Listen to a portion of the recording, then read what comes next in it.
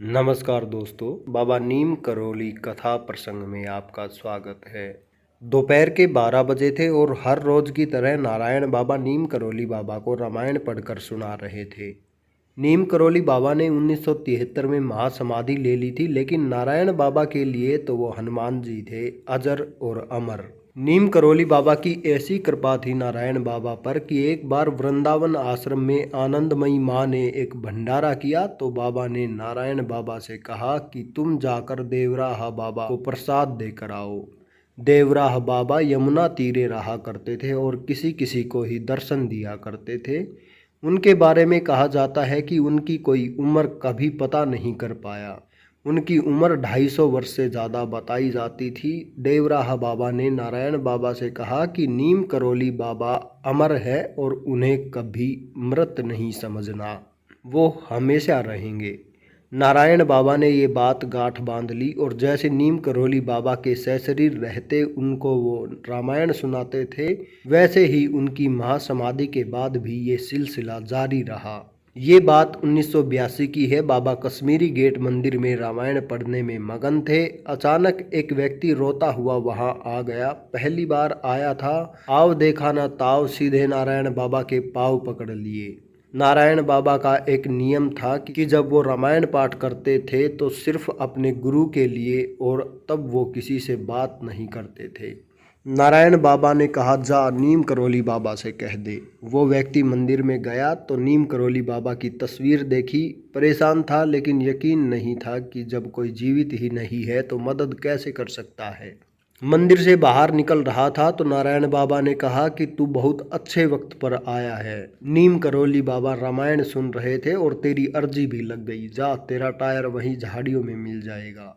Truck driver अधूरे मन से दोबारा मरघट वाले हनुमान जी के मंदिर की तरफ बढ़ा। वहां पहुंचा तो देखा कि बच्चे उनका नया टायर लेकर बैठे हैं। बच्चों ने कहा कि हमने आपको बहुत आवाज़ लगाई लेकिन आप चले गए। फिर हमें किसी ने कहा कि वो दोबारा आएगा, तुम इंतज़ार करो। टायर पाकर वो तो खुशी सा हो गया। दोबारा पहुंचा नारायण बाबा के पास, बोला आपका कहा सच हो गया और मैं बच गया। पाँव छूकर बोला, बाबा मैं एक भंडारा करना चाहता हूँ यहाँ पर। नारायण बाबा ने मना किया, बोले कि अपने बच्चों को मिठाई खिला देना, लेकिन ट्रक ड्राइवर अड़ गया और बोला मैं गरीब हूँ लेकिन भक्त हूँ मैं भी।